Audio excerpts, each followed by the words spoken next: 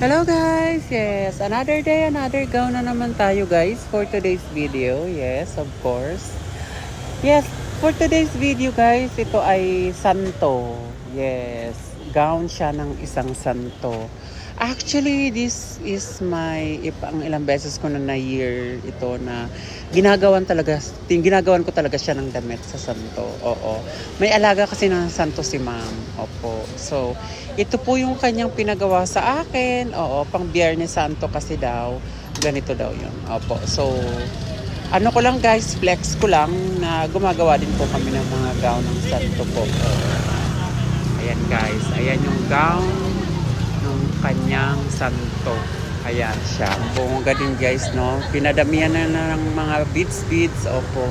Para maging okay. Ayan, naka-turtleneck na rin siya. May belo pa to guys ha. Meron pa siyang pa-veil. Oo, meron pa rin siyang pa-veil. Tapos madami siyang beads. Thank you guys!